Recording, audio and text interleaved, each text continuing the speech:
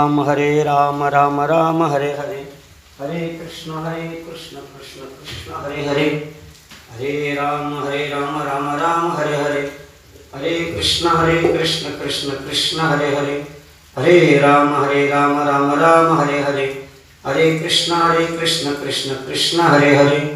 पुंडलिक वरदारी विठ्ठल श्री ज्ञानदेव तुकाराम पंढरीनाथ भगवान की जय. ज्ञानेश्वरी अध्याय पहिला. ओम नमोजी आद्या वेद प्रतिपाद्या, जय जय ससंवेद्या आत्मरूपा. ओम नमोजी आद्या वेद प्रतिपाद्या, जय जय स्वसंवेद्या आत्मरूपा. महावैष्णव मौली ज्ञानेश्वर महाराज ग्रंथाचा प्रारंभ करण्यापूर्वी, ग्रंथाची सुरुवात करण्यापूर्वी मंगलाचरण करतात. आणि मंगलाचरण करत असताना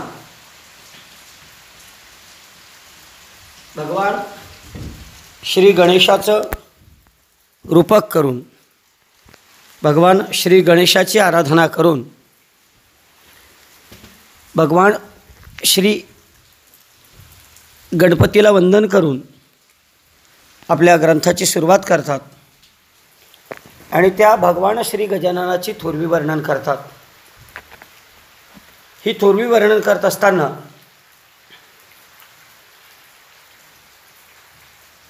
तो भगवान परमात्मा श्री गणेशाच्या रूपानं जेव्हा प्रकट होतो तेव्हा तो मंगलमय, पवित्र, पुण्यजनक असतो. आणि म्हणून ग्रंथाचा प्रारंभ करत असताना एक वस्तुनिर्देशनात्मक मंगल आणि दुसरं नामनिर्देशनात्मक मंगल, एखादी वस्तू समर्पित करून ईश्वराचं मंगलाचरण केलं जातं. मग फूल असेल, हार असेल, आणि भगवान परमात्म्याचं नामस्मरण करून त्याचं मंगलाचरण केलं जातं. तर या ठिकाणी भगवान परमात्म्याच्या स्वरूपाचं वर्णन करून महावैष्णव माऊली ज्ञानेश्वर महाराज मंगलाचरण करतात. आणि मंगलाचरण करत असताना ओम नमोजी आद्या वेद प्रतिपाद्या, जय जय स्वसं वेद्या आत्मरूपा.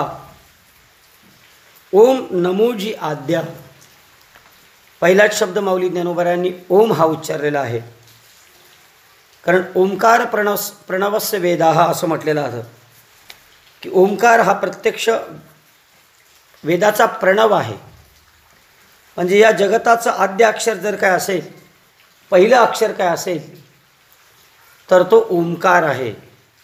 आणि म्हणून सर्वांचं मूळ असणारा ओंकार स्वरूप जो परमात्मा आहे, त्या परमात्म्याच्या स्वरूपाचं ज्ञान आकलन होण्यासाठी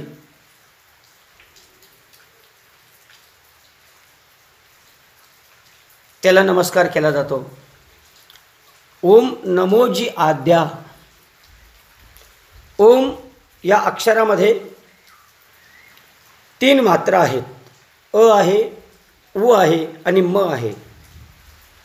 अ हा जागृती अवस्थेचं स्वरूप आहे, उ हा स्वप्न अवस्थेचं स्वरूप आहे आणि म हा सुषुप्ती अवस्थेचं स्वरूप आहे. या 3 अज्ञानकल्पित अवस्था आहेत. आणि या 3 अज्ञानकल्पित अवस्थांच्या भेदातून अ उ म म्हणजे विश्व, तेजस आणि प्राज्ञ अशा नावाने त्या ओळखल्या जातात. आणि या अवस्थात असलेल्या आत्म्याचं जे स्वरूप आहे ते स्वरूप आपल्याला दर्शवितात. त्यामध्ये अ उ म म्हणजे स्थूल, सूक्ष्म आणि कारणात्मक जगत या मायाकल्पित उपाधीचा जो भेद आहे, त्या मायाकल्पित उपाधीच्या भेदाने अनुक्रमे अ उ म म्हणजे विराट, हिरण्यगर्भ आणि ईश्वर ही नावे ज्याला प्राप्त झालेली आहेत असा, आणि परमार्थतः ही नावे प्राप्त होऊन तो वस्तुतः निरुपाधिक आहे. आणि म्हणून असं ज्याचं ब्रह्मस्वरूप आहे ते ब्रह्मस्वरूप ओंकार या शब्दानं दर्शविलं जातं आणि शेवटी आत्माच ब्रह्म आहे या अभेद रूपानं ते आपल्यापर्यंत येतं. म्हणून ओंकार हा शब्द प्रयोग करून माऊली ज्ञानोबाऱ्यांनी त्या ईश्वराचं मंगलाचरण केलेलं आहे. ओंकार या शब्दाचा आणखी एक अर्थ आहे. ओंकार म्हणजे संपूर्ण हे विश्व आहे आणि विश्व आणि ओंकार यांचा अभेद असल्यामुळं ओंकार हा भगवान परमात्मा विश्वात्मक देव आहे. म्हणून ओंकाराचं मंगलाचरण आहे. ओंकार हा ब्रह्मभावाचं उपास्य आहे. ओंकार हा अक्षर ब्रह्मस्वरूप आहे. ओंकार हे वेदाचं बीज आहे आणि म्हणून ओंकार स्वरूप असणारा मंगलमय असणारा तो भगवान परमात्मा ओम नमो त्याला मी नमस्कार करतो. नमो या शब्दाने ज्याला आपण 8 प्रकारचे नमस्कार आहेत, अष्टांग नमस्कार आहे, साष्टांग नमस्कार आहे, अशा पद्धतीने मी त्याला नमस्कार करतो. आणि जी या शब्दाने त्या ईश्वराविषयी आदर व्यक्त केला आहे तो ईश्वर कसा आहे? आद्या. हे संपूर्ण विश्वाचं आद्य स्वरूप आहे. हे संपूर्ण विश्वाचं उत्पत्ती स्थान आहे. म्हणून आद्या शब्दाने आद्य असणारा तो परमात्मा संपूर्ण विश्वाचं उत्पत्ती स्थान आहे. आणि वेद प्रतिपाद्या माऊली ज्ञानोबारे सांगतात या विश्वाला व्यापून उरलेला तो भगवान परमात्मा आहे. त्याला जाणायचं असेल तर आपल्याला वेद वाचावे लागतील. आणि या संपूर्ण वेदामध्ये एकच विषय आहे. संपूर्ण वेदाचा एक प्रतिपाद्य विषय आहे आणि तो प्रतिपाद्य विषय भगवान परमात्मा आहे. आणि म्हणून त्या भगवान परमात्म्याचा जय जयकार असो. या ठिकाणी 2 वेळा जय जयकार शब्द वापरून त्या परमात्म्याची स्तुती केलेली आहे आणि त्याला वेद प्रतिपाद्य म्हटलेलं आहे. म्हणजे वेदामध्ये जे तटस्थ लक्षण देवाचं सांगितलेलं आहे तोच देव वेद प्रतिपाद्य आहे. आणि वेदात 3 प्रकारचे विषय येतात. कर्म हा विषय येतो, उपासना हा विषय येतो आणि ज्ञान हा विषय येतो. आणि वेदाच्या या कर्म, उपासना, ज्ञान हे जे प्रमुख विषय प्रतिपादन केलेले आहेत आणि त्या प्रमुख प्रतिपादित केलेल्या विषयाचा प्रधान विषय हाच जणू भगवान परमात्मा आहे.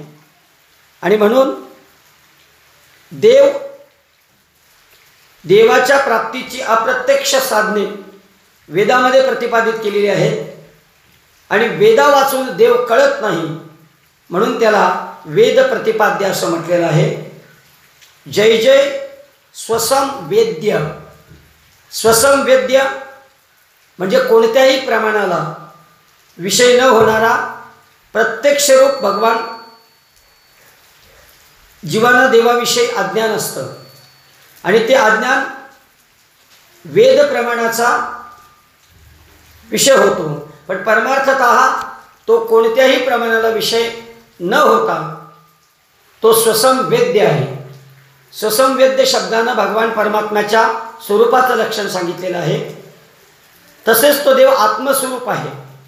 सर्व भूतामध्ये आत्मरूपानं आत्मत्वानं तो एक देवच आहे.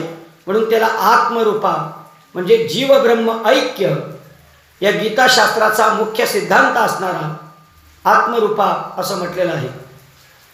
आणि म्हणून ओम नमोजी आद्या वेद प्रतिपाद्या जय जय स्वसंवेद्या आत्मरूपा.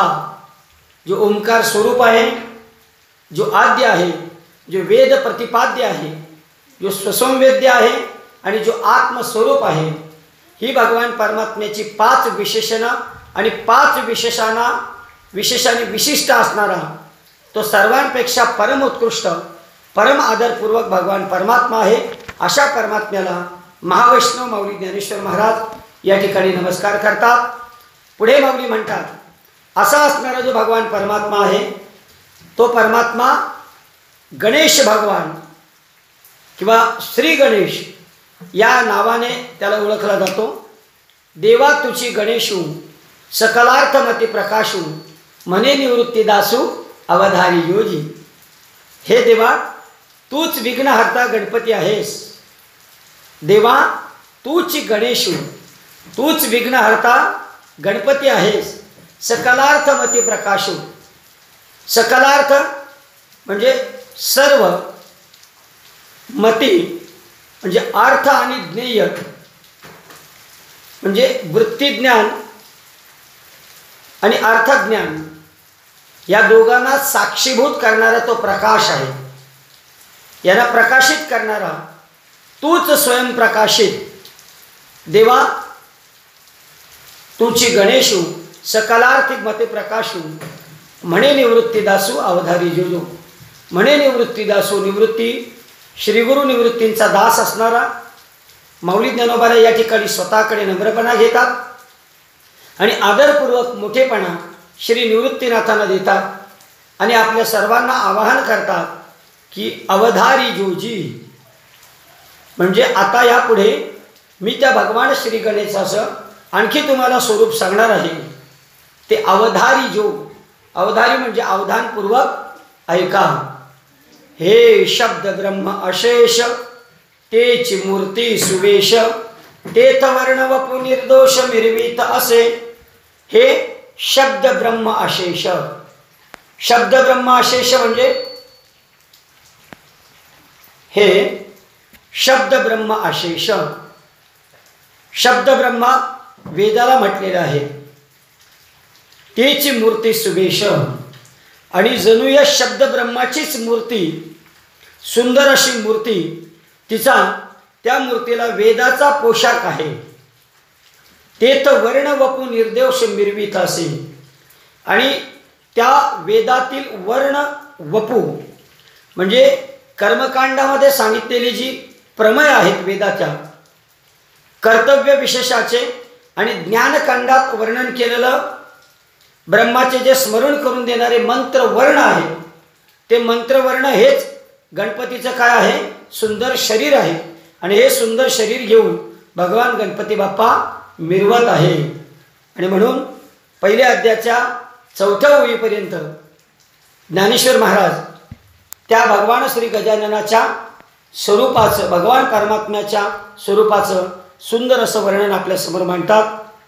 पुढे माऊली म्हणतात की अजून कसा सजलेला आहे तो, तर स्मृती तेची अवयव देखा अंगिक भाव तेच लावण्याची ठेव अर्थशोभा.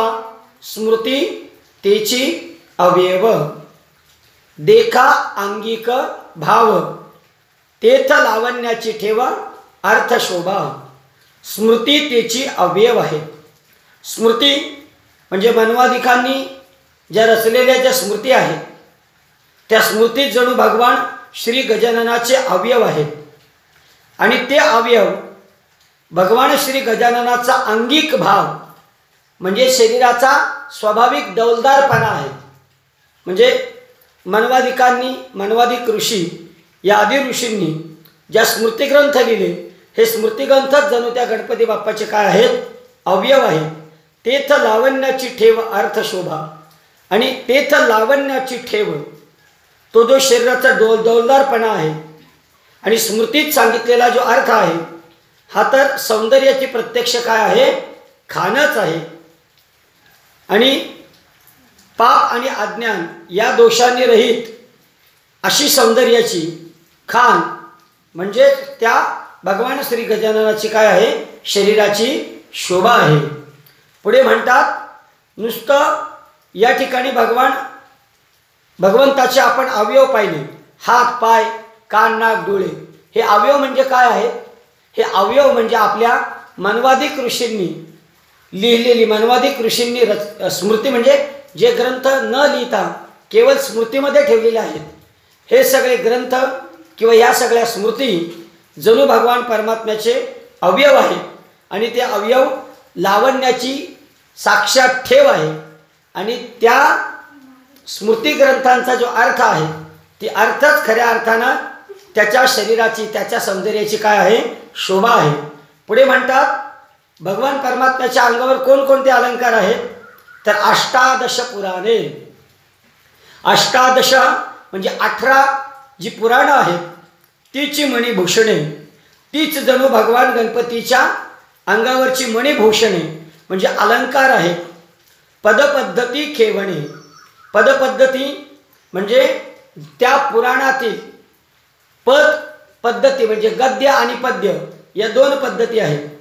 आणि या गद्य आणि पद्य असणाऱ्या जी पद्याची आणि गद्याची रचना आहे, हे जे सिद्धांत आहेत पदपद्धती खेवणे प्रमेय रत्नांची, आणि गद्य आणि पद्य, गद्य आणि पद्य ह्या ज्या रचना आहेत त्या रचना खऱ्या अर्थाने सिद्धांत रचनाचं ते कोंदण आहे. आणि गद्य पद्याच्या या कोंदणात जी प्रमेय म्हणजे जे सिद्धांत आहेत ती सिद्धांतात त्या गद्य आणि पद्य रचनेचा सुंदरपणा वाढवतात. आणि म्हणून अष्टादश पुराणे तीची मणिभूषणे, पदपद्धती खेवणे प्रमेय रत्नांची, 18 पुराणं तीच जणू भगवान परमात्म्याचे अंगावरील अलंकार आहेत. आणि पदपद्धती खेवणे प्रमेय रत्नांची आणि गद्य आणि पद्य ही जी या पुराणांमध्ये केलेली जी रचना आहे ती रचनाच खऱ्या अर्थानं त्या भगवान गणपती बाप्पाच्या अंगावर जडवलेली आहे. पुढे सांगतात पदबंधन आगर तेची रंग थिले अंबर, तेथ साहित्यवाणे सपुर उजाळाचे. पदबंधन आगर, पद म्हणजे पाय, पदबंधन आगर त्या ठिकाणी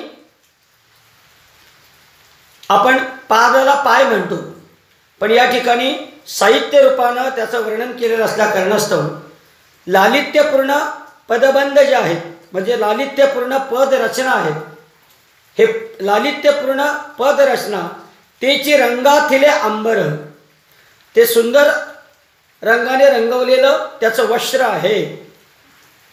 आणि साहित्यशास्त्रातील जेथ साहित्यवाणे सपुर, साहित्यशास्त्रातील वाणे, वाणे म्हणजे अलंकार, मग तिथे शब्दालंकार असेल अर्थालंकार असेल, हे सगळे सपूर चकचकीत दिसणारे जणू जरीचे तलम वस्त्र आहे.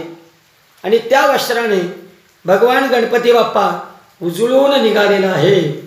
पुढे म्हणतात देखा, आता पहा, देखा काव्य नाटका जे निर्धारिता सकौतुका, तेची ऋणधुणती क्षुद्र घंटिका अर्थध्वनी.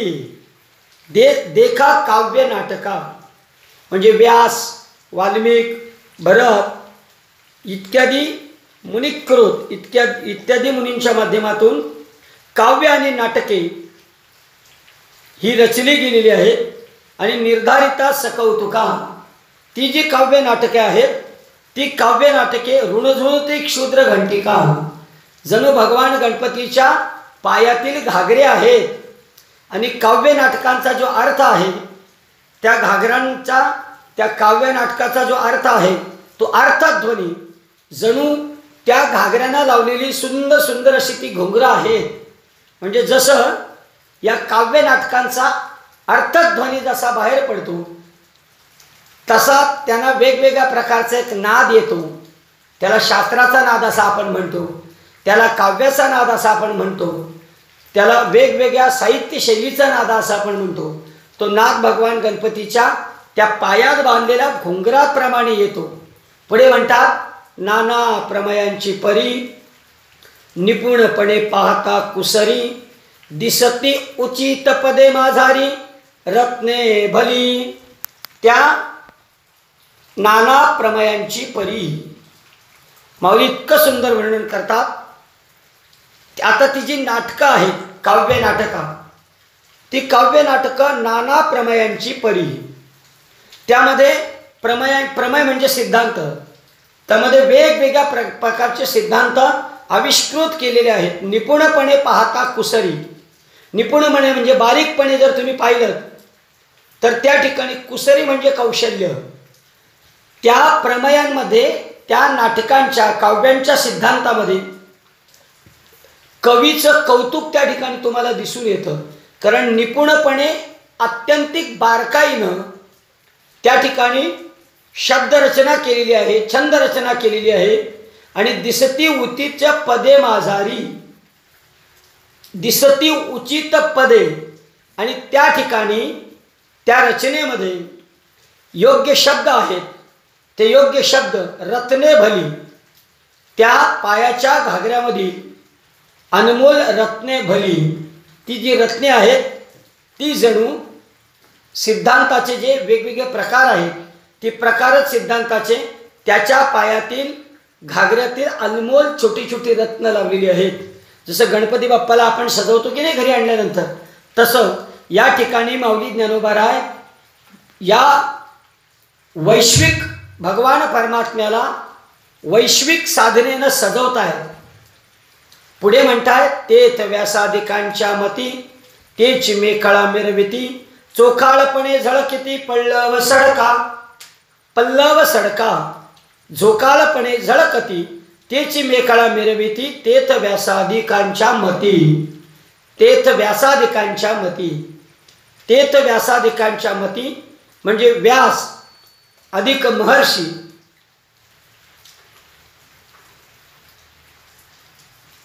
हे जे सगळे आहेत त्या भगवान गणपतीच्या अंगावर मेखला म्हणून शोभत आहेत. तेची मेखळा मिरविती म्हणजे मती म्हणजे बुद्धी, व्यास किंवा महर्षी आदी ऋषींची जी मती आहे म्हणजे बुद्धी आहे, ती बुद्धीच मेखला रूपानं भगवान गणपतीच्या अंगावर मिरवत आहे.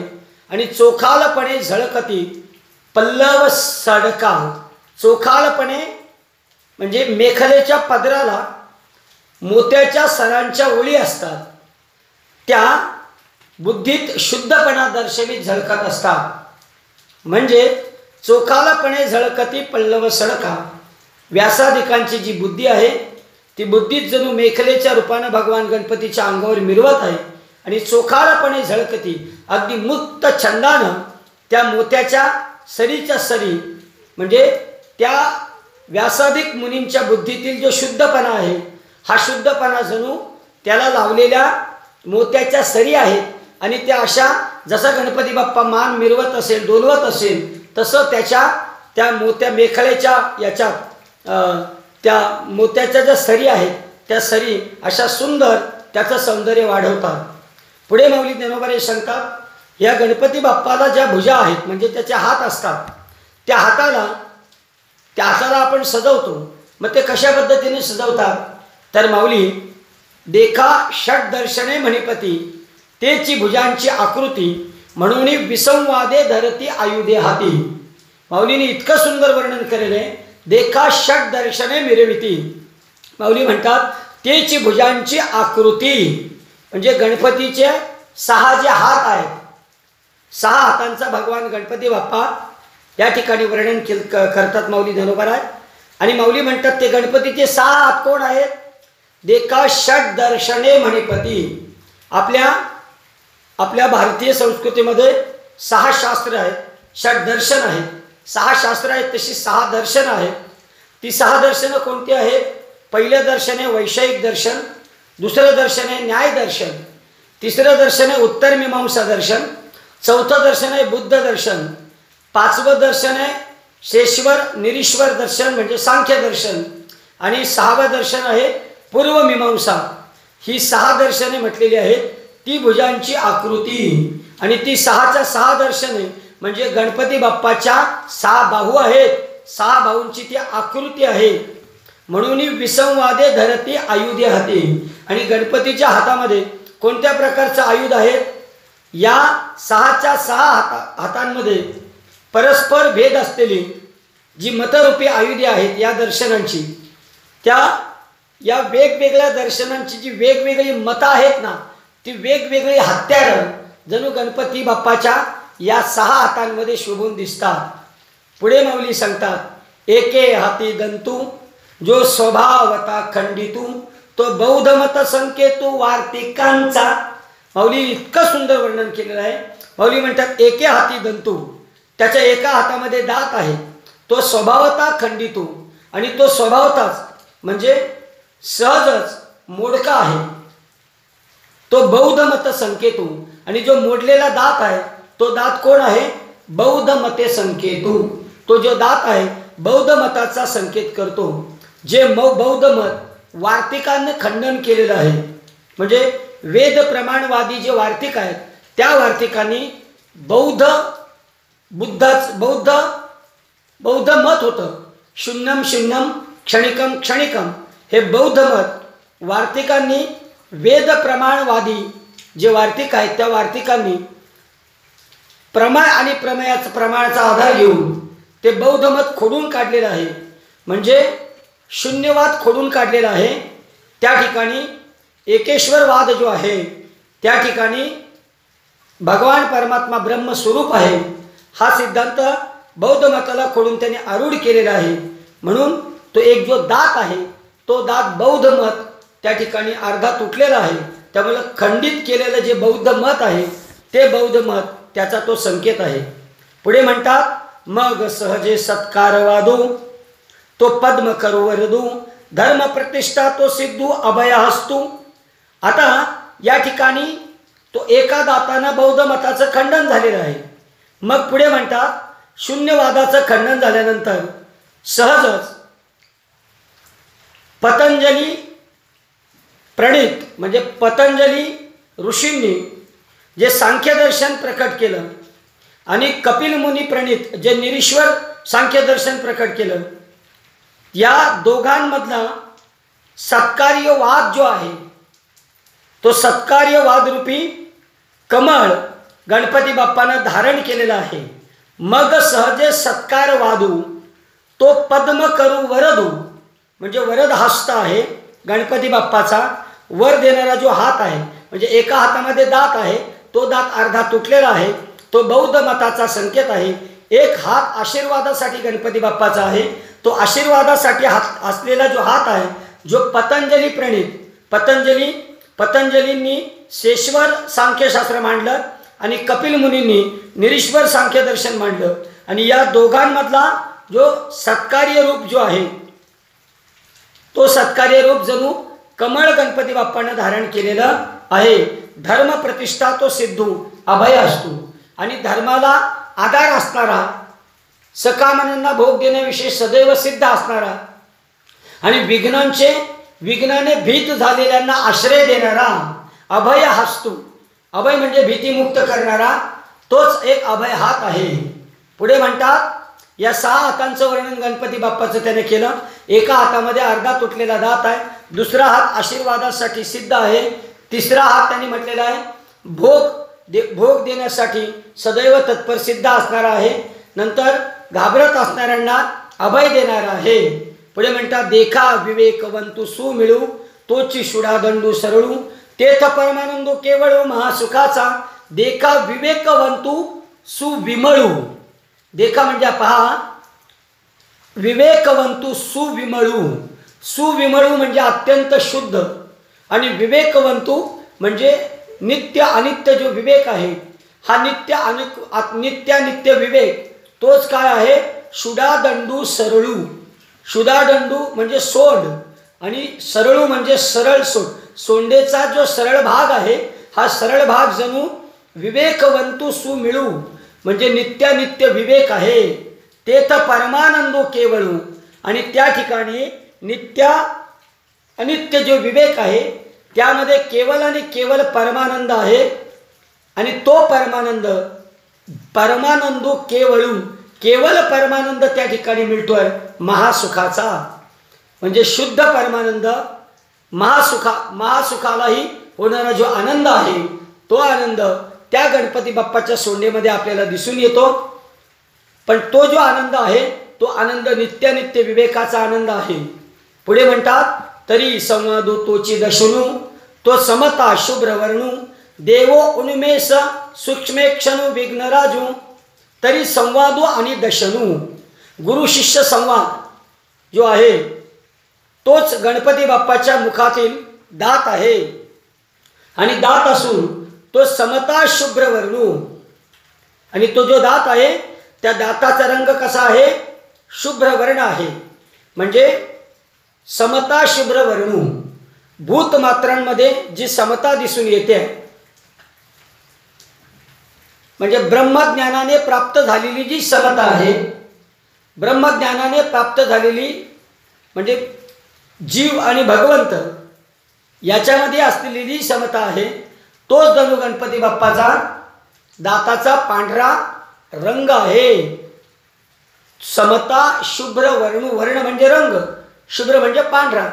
देवो उन्मेष सूक्ष्मे क्षणू विघ्न राजू. आणि पुढे म्हणतात उन्मेष सूक्ष्मेषु. उन्मेष म्हणजे स्वयंप्रकाश, स्वयंप्रकाश सूक्ष्मे क्षणू, सूक्ष्मेक्षु म्हणजे सूक्ष्म चक्षु.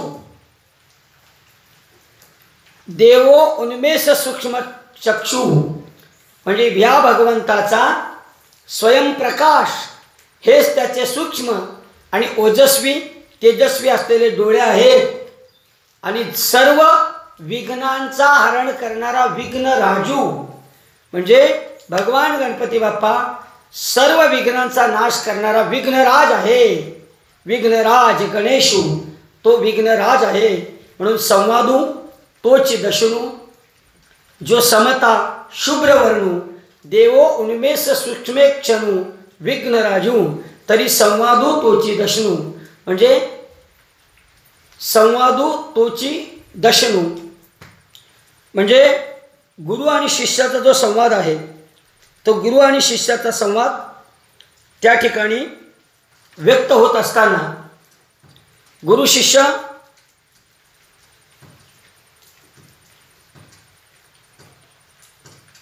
स्मृती, वेद किंवा पुराण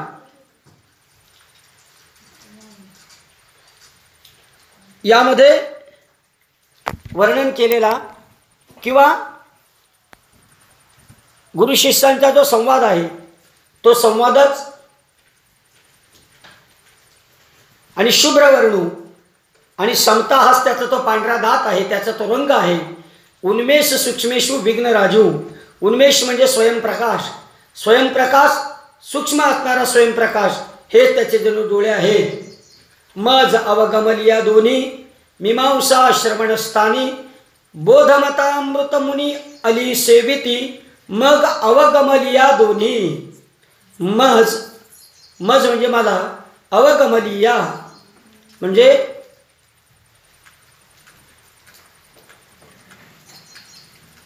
मीमांसा श्रवणस्थानी म्हणजे दोन्ही मीमांसा, एक पूर्व मीमांसा आहे आणि दुसरी उत्तर मीमांसा आहे.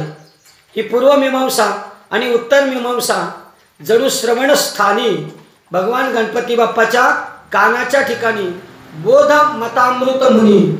बोध मतामृत मुनी म्हणजे त्या ठिकाणी ते गुंजरव करतात, भ्रमण करतात आणि गणपतीच्या गंडस्थलातील ज्ञानरूपी मदामृत जो आहे, त्या मदामृताचा जे मुनी ऋषी आहेत जे सेवन करतात,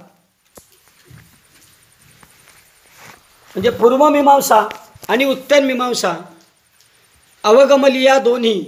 अवगमलिया म्हणजे माऊली म्हणतात मला असं वाटतं पूर्व मीमांसा आणि उत्तर मीमांसा ह्या दोन्ही भगवान गणपती बाप्पाच्या कानाच्या ठिकाणी शोभत आहेत किंवा तेच जणू त्याचे कान आहेत. आणि पूर्व आणि उत्तर मीमांसा याचं जे बोधामृत आहे, ते बोधामृत जे मुनी आहेत, जे साधू आहेत, ते आतापर्यंत सेवन करीत आलेले आहेत. प्रमय प्रवाद सुप्रभ द्वैतवाद्वैत तेची निकुंभ सरिसेपणे एकवट इभ मस्तकावरी. प्रमय प्रवाल सुप्रभ. प्रमय प्रवाल सुप्रभ म्हणजे वेदशास्त्रातील प्रमय प्रमाण. प्रमय प्रवाल सुप्रभ द्वैत्वाद्वैत निकुंभ सरिसेपणे एकवटत इभ मस्तकावरी. माऊली म्हणतात प्रमय प्रवाल सुप्रभ.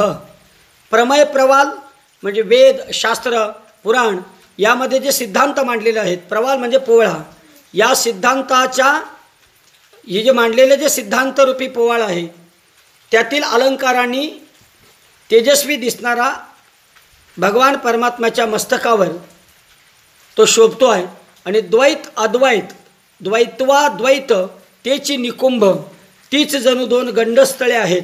आणि सरिसेपणे एकवट इभ, ती द्वैत्वाद्वैत्व म्हणजे खंडन मंडनाच्या बाबतीमध्ये एकवटत, सरिसेपणे एकवटत, ती दोन्ही समान असल्या कारणास्तव द्वैत आणि अद्वैत ही सिद्ध करण्यासाठी दोन्ही समान असल्या कारणास्तव ती एकाच ठिकाणी भगवान गणपती बाप्पाच्या मस्तकावर एकत्रित झालेली आहेत. उपरी दशोपनिषदे जिये उदारे ज्ञान मकरंदे, तिये कुसुमे मुकुटी सुगंधे शोभती भली. उपरी दशोपनिषदे, आणि त्या ठिकाणी दशोपनिषद, ती 10 जी उपनिषद आहेत, जिये उदारे ज्ञान मकरंदे, ती 10च्या 10 उपनिषदे व्यापक आणि ज्ञानाचा शुद्ध मद आहेत. आणि शुद्ध मदाने मदोन्मित झालेली ती दशोपनिषदे जणू भगवान गणपतीच्या मुकुटावर असणारी फुले आहेत. ती एक कुसुमे मुकटी सुगंधे, सुगंध असणारी कुसुम म्हणजे फुलं आहेत, आणि ती भगवान गणपती बाप्पाच्या मस्तकावर शोभत आहेत. कोणती फुलं आहेत? दशोपनिषदे, 10 प्रकारची जी उपनिषद आहेत ती उपनिषद रूपी फुलं भगवान गणपती बाप्पाच्या मस्तकावर शोभत आहेत. पुढे सांगतात, आकार चरणू उगल, उकार उदर विशाल, मकार महामंडल मस्तकाकारे, आकार चरण युगल. भगवान गणपतीचे जे पाय आहेत, ओमकार आपण सुरुवातीला जो म्हटलं ना, त्या ओमकारामध्ये 3 मात्रा आहेत. पहिली मात्रा आहे आकार, दुसरी मात्रा आहे उकार, तिसरी मात्रा आहे उदार, म्हणजे तिसरी मात्रा आहे मकार. म्हणजे आकार जो आहे त्या ओमकाराचा ते गणपतीचे जणू पाय आहेत. आणि उकार उदर विशाल, उदर म्हणजे पोट, उकार हा विशाल असलेला भगवान गणपतीचं पोट आहे. आणि मकार महामंडळ, मकार म्हणजे जे मोठे आहे, जे वेटोळे आहे ते महामंडळ, महामंडळ म्हणजे वाटोळे, वेटोळे, आणि महा म्हणजे मोठे असं असणारं मस्तकाकारे, मस्तकाकारे मस्तका आकारे, मस्तकाचा आकार त्या मकार या मात्रेनं म्हणजे महामंडळानं धारण केलेलं आहे. आणि हे तिन्ही एकवटले, आकार उकार आणि मकार हे तिन्ही ज्या ठिकाणी एकत्र येतात, हे तिन्ही एकवटले ते तर शब्द ब्रह्म कवळले. हे तिन्ही ज्या ठिकाणी एकत्र येतात त्या ठिकाणी शब्द ब्रह्म कवळले. शब्द ब्रह्म म्हणजे साक्षात वेद उत्पन्न होतात. ते मिया श्री गुरु कृपा नमिले आदि बीज. आणि त्या ठिकाणी जे शब्द ब्रह्म प्रकट होतं ते वेद, आकार उकार आणि मकार जे हे तिन्ही मात्रा एकत्र येतात त्या ठिकाणी साक्षात भगवान परमात्मा एकवटतो, भगवान परमात्मा निर्माण होतो. आणि यामध्ये आकार उकार आणि मकार या 3 मात्रेच्या माध्यमातून त्या भगवान परमात्म्याला जाणलं जातं. आणि असं त्या शब्द ब्रह्माला ओंकार या शब्दरूपानं मी आता तुमच्यासमोर प्रकट केलं. आणि हे प्रकट करत असताना ते मिया श्री गुरु कृपा नमिले आदिबीज, या विश्वाचं जे आदिबीज आहे ते मी तुमच्यासमोर मांडलं किंवा त्याला नमस्कार केला श्री गुरुच्या कृपेने. म्हणजे माझ्यावर माझ्या श्रीगुरूंची, श्रीगुरु निवृत्तीनाथांची कृपा माझ्यावर झाली म्हणून मी आपल्यासमोर हे मांडू शकलो, हे प्रकट करू शकलो. ओव्या थोडेशा क्लिष्ट आणि याची रचना प्रत्यक्ष माऊली ज्ञानोबरायांसारख्या अगदी प्रगल्भ अशा साहित्यिकांनी केलेली आहे. त्यामुळं सहजच एकेका ओवीमध्ये एक एक विश्व सामावलेलं आहे. इतक्या अशा परिपूर्ण ओव्या माऊली ज्ञानोबरायांच्या मंगलाचरणाच्या भगवान गणपती बाप्पाचा शब्दमूर्तीनं भगवान गणपती बाप्पाला माऊली ज्ञानोबरायांनी या ठिकाणी मांडलेलं आहे. आणि हे मांडत असताना प्रत्यक्ष आपल्या डोळ्यासमोर ती भगवान गजाननाची शब्दमूर्ती प्रकट झाली. पुढे माऊली ज्ञानोबराय शारदेचं वर्णन करतात. शारदेचं वर्णन करताना माऊली म्हणतात, आता अभिवादन वाघ विलासिनी जे चातुर्यार्थ कला कामिनी ते शारदा विश्वमोहिनी नमिनी मिया. श्री व्यासादिक यांनी अभिनववाघ विलासिनी म्हणजे वाल्मिकी असेल, पाणिनी असेल, या सगळ्या शास्त्रकारांनी प्रतिभासंप वाणीच्या रूपानं क्रीडा करणारी, चातुर्यार्थ कला कामिनी, 4 कलानियुक्त असणारी, ते शारदा विश्वमोहिनी, ती जी शारदा आहे, 64 कलानियुक्त असणारी, ती रस अलंकाराकृत भाषेच्या द्वारा विश्वाला मोहित करणारी, अशी ही जी शारदा आहे विश्वमोहिनी, नमिली मिया, मी तिला नमस्कार करतो. पुढे म्हणतात, मज हृदयी सद्गुरु, जेने तारिला हा संसार पुरू, म्हणून विशेष अत्यादरू, विवेकावरी मद हृदयी सद्गुरु. माऊली म्हणतात, जेने तारिला हा संसार पुरी, म्हणून विशेष अत्यादरू, विवेकावरी.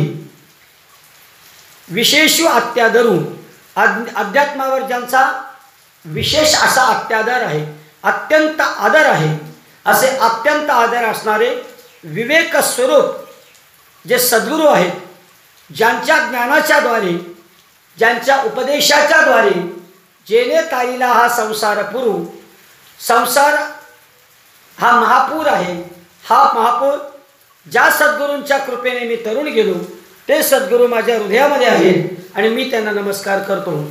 पुढे म्हणतात, जैसे डोळ्या अंजन भेटे, ते वेळी दृष्टीसी फाट्या फुटे, मग वास पाहिजे तेथ प्रकटे महानिधी. माऊली म्हणतात, ज्याप्रमाणे डोळ्याला अंजनाचा लाभ होतो, जैसे डोळा अंजन भेटे, डोळ्याला अंजन भेटलं त्यावेळी दृष्टीसी फाटा फुटे, त्यावेळी दृष्टीला नेहमीपेक्षा अधिक काहीतरी विकसनशील दिसायला सुरुवात होते. मग वास पाहिजे तेथ प्रकटे, मग जेथं हवं तिथे आपल्याला जाता येतं, ज्या दृष्टीने जे आपण शोधू पाहू ते आपल्याला पाहता येतं. मग वास पाहिजे तेथ प्रकटे महानिधी. आणि त्याप्रमाणे अधिकारी शिष्याला जो लाभ होतो, अज्ञान आवृत्त झाल्यानंतर जे ब्रह्म आहे, जे ब्रह्म महानिधी त्याला म्हटलेलं आहे, ते आत्मभावाने प्रत्यक्ष त्याच्या समोर उभं असतं. म्हणजे डोळ्याला अंजन भेटल्यानंतर आपल्या डोळ्याची जी दृष्टी आहे, म्हणजे डोळ्यात काजळ टाकल्यानंतर डोळे जे झोमतात किंवा डोळ्यामध्ये फारसं काही चांगलं दिसत नाही, पण डोळ्यामध्ये अंजन टाकलं, काजळ टाकलं की डोळ्याची दृष्टी जशी सूक्ष्म होते, तीक्ष्ण होते, तसे सद्गुरूंची कृपा आपल्यावर झाल्यानंतर आपली जी दृष्टी आहे ती सूक्ष्म होते. आणि या दृष्टीमध्ये जो अज्ञानाने आवृत्त झालेला जे ब्रह्म आहे, ते ब्रह्म आपण आत्मभावाने पाहण्याचा प्रयत्न करतो किंवा ते आपल्याला दिसतं. माऊली उदाहरण देतात, का चिंतामणी झाली हाती, सदा विजय वृत्ती मनोरथी, तैसा मी पूर्ण काम श्रीनिवृत्ती, ज्ञानदेव म्हणे. माऊली ज्ञानोबारे वर्णन करतात की का चिंतामणी झाली हाती, म्हणजे एखाद्या माणसाला प्रचंड चिंता लागलेली आहे, त्याची दुःख दूर होत नाही, त्याला बऱ्याचशा अडचणी आहेत, आणि अडचणी असल्यानंतर एक दिवस तो असा बसलेला असतो. आपण कसं समुद्राच्या तीरावर किंवा नदीच्या तीरावर बसतो आणि बसून काय करतो, आपण इथलं एखादा दगड उचलतो आणि तो दगड आपण पाण्यात टाकतो. आता दगड उचलता उचलता चिंतामणी नावाचा एक दगड आहे जो आपली चिंता दूर करतो. आता माऊली म्हणा, हा चिंताक्रांत बसलेला आहे नदीच्या तीरावर, आणि चिंताक्रांत बसल्यानंतर सहजच असा दगडी तो पाण्यामध्ये फेकतो आणि त्याच्या हाताला असा एक दगड लागतो जो चकचकीत असतो. तो दगड असा अगदी सुंदर असतो आणि तो दगड त्याच्या हाताला मिळाल्यानंतर त्या दगडासमोर तो चिंता व्यक्त करतो. तो चिंतामणी असा हातावर घासला आणि मनात तुम्ही काही बोललात तर तो तुमची इच्छा पूर्ण करतो. म्हणून चिंता दूर करणारा म्हणून त्याला चिंतामणी असं म्हणतात.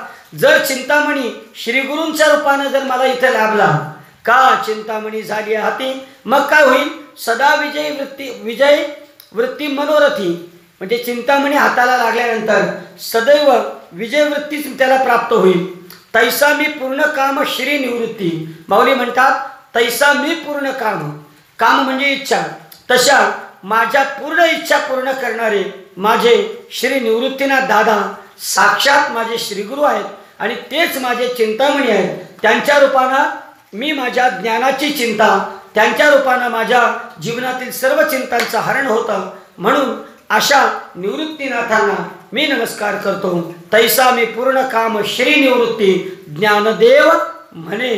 त्यामुळे तैसा त्या चिंतामणी चिंता दूर करतो तसा मी माझ्या पूर्ण कामनानं श्रीगुरूंच्या कृपेने मुक्त झालो, म्हणून मी त्यांना नमस्कार करतो. आणि मग माऊली ज्ञानोबा म्हणतात, म्हणून जाण तेने गुरु भजिजे, तेने कृतक कार्य होईजे, जैसे मूळ सिंचने सहजे, शाखा पल्लव संतोषती. आणि म्हणून माऊली ज्ञानोबा आपल्याला सांगतात, जाणतेने गुरु भजिजे.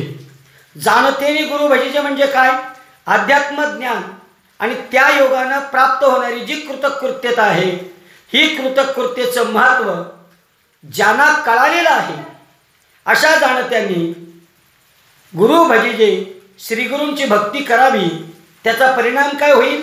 तेने कृतक कार्य होईजे. तुम्ही जर श्रीगुरूचं भजन केलं, तुम्ही जर श्रीगुरूची आराधना केली, तुम्ही जर श्रीगुरूचं ज्ञान ऐकलं, तुम्ही जर श्रीगुरूंच्या जवळ जाऊन त्यांचा उपदेश घेतला, तर तेने कृतक कार्य होईजे. त्यानं काय होईल? कृतकृत्य व्हाल.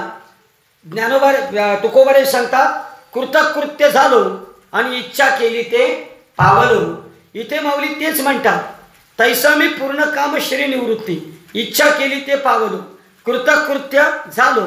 म्हणून जाणतेनो गुरु भजिजे, तेने कृतक कार्य होईजे, जैसे मूळ सिंचने सहजे, शाखा पल्लव संतोषती.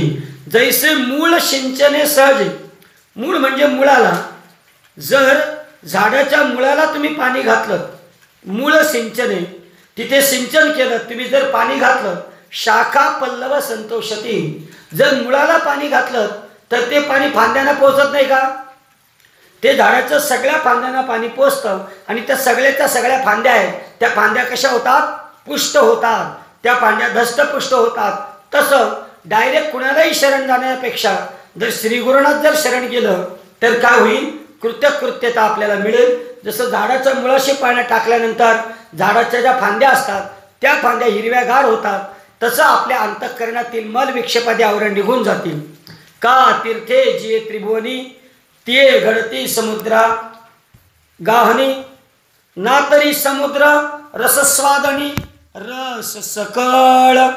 का तीर्थे जिये त्रिभुवनी, माऊली ज्ञानोबा सांगतात, का तीर्थे जिये त्रिभुवनी, तिये घडती समुद्रा गावनी, ना तरी अमृत रस स्वादनी रस सकळ. माऊली म्हणतात, आपण सगळेजण तीर्थाला जातो आणि मग आपली समज आहे, तीर्थाला स्नान केल्यानंतर आपलं काय जातं?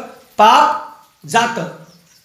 तर समुद्र हा जो आहे, हा त्रिभुवनी म्हणजे त्रैलोक्याचं सगळ्यात मोठं तीर्थ आहे. आणि समुद्रात स्नान केल्यानंतर सर्व तीर्थांचं आपल्याला फल प्राप्त होतं. तिये घडती समुद्रा गाहनी म्हणजे त्या ठिकाणी स्नान केल्यानंतर सर्व तीर्थाचं आपल्याला स्नान होतं.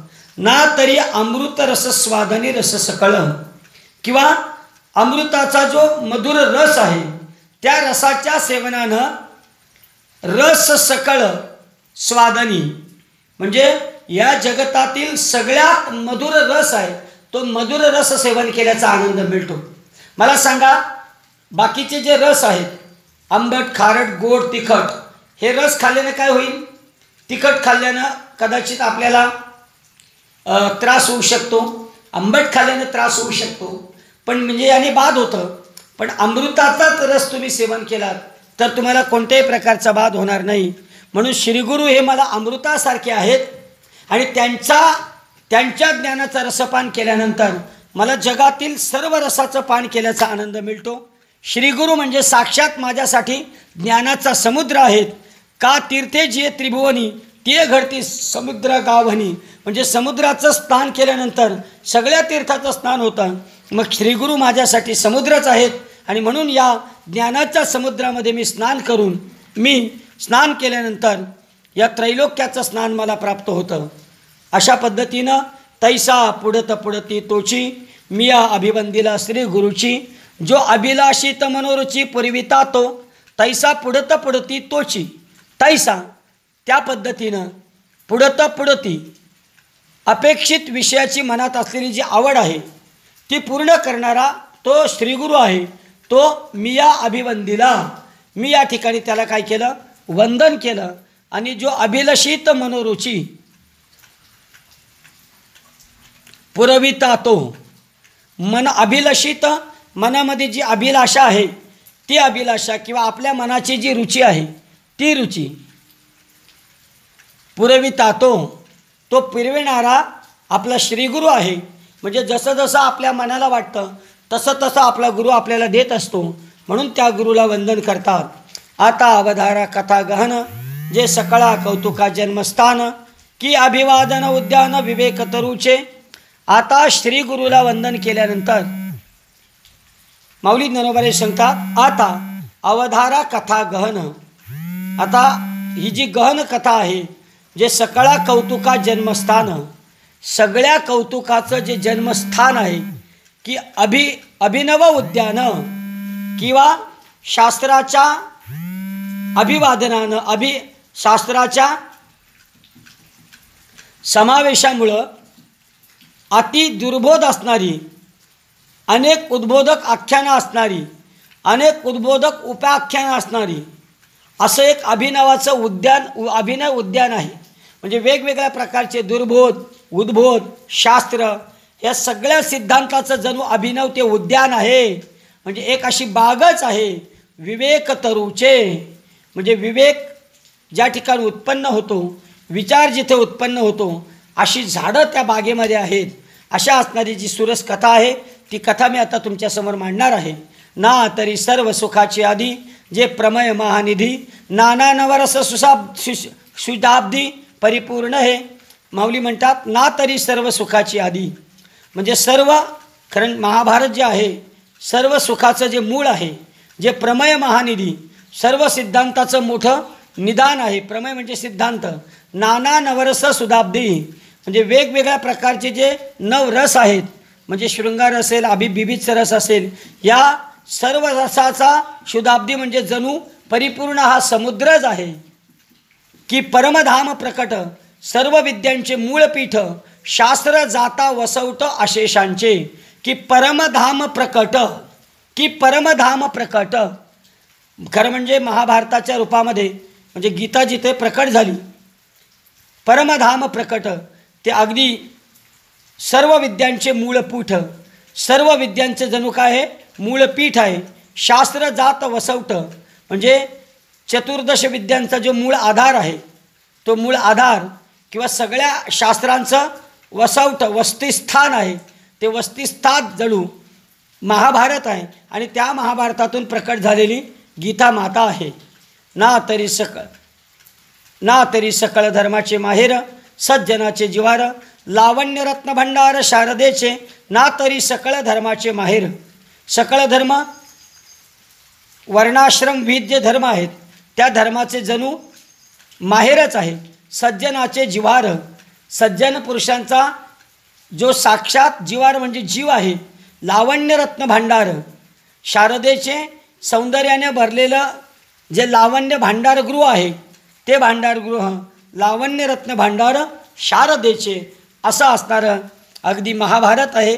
आणि अशी असणारी महाभारतातील गीता आहे. अशी सौंदर्याची जी खाण आहे ती खाण मी आपल्यासमोर मांडण्याचा प्रयत्न करतो आहे. असं माऊली ज्ञानोबा राय या अध्यायाच्या सुरुवातीच्या 30 ओव्यांपर्यंत मंगलाचरण करून प्रथम माऊली ज्ञानोबा राय भगवान श्री गजाननाचं वर्णन करतात. म्हणजे त्याला आपण असं म्हणू शब्दरूपी भगवान श्री गजाननाचा वर्णन करतात. आणि पुढे जी वाग्विलासिनी चातुर्य कला कामिनी अशी असणारी 14 विद्या आणि 64 कलांनी परिपूर्ण असलेली शारदा देवी तिचं वर्णन केलेलं आहे. त्यानंतर आपल्या श्रीगुरूंचं वर्णन केलेलं आहे. त्यानंतर माऊली ज्ञानोबारायांनी या ग्रंथाच्या हा ग्रंथ निर्माण झाला त्या ग्रंथ निर्माण झालेल्या क्षेत्राचं वर्णन केलेलं आहे. पुढे माऊली ज्ञानोबाराय या ज्ञानेश्वरी ग्रंथाचं वर्णन करणार आहेत. आणि या ज्ञानेश्वरी ग्रंथामध्ये किंवा गीता ग्रंथामध्ये जे भगवान परमात्म्यानं प्रतिपादित केलेलं आहे त्याचं वर्णन करणार आहेत. आपल्या या वारकरी तत्त्वज्ञान विद्यापीठामध्ये 2020 हा चातुर्मास आपण संपन्न करतो आहे. त्याला आपण नाव दिलेलं आहे ज्ञानवर्षा 2020. हा चातुर्मास संपन्न करत असताना नित्यनियमाने 2 सत्रामध्ये आपण माऊली ज्ञानोबा यांच्या ज्ञानेश्वरी ग्रंथाचं चिंतन करत आहोत. क्रमवशा चिंतन आपण उद्या करणार आहोत. या ठिकाणी आपण प्रत्यक्ष माऊली ज्ञानोबाराय संत निवृत्तीनाथ आणि भगवान परमात्म्याच्या चरणी समर्पित होऊया आणि आजच्या पाठाला याच ठिकाणी विराम देऊया. पुंडलिक वरदा हरी विठ्ठल श्री ज्ञानदेव तुकाराम पंढरीनाथ भगवान की जय. माऊली ज्ञाने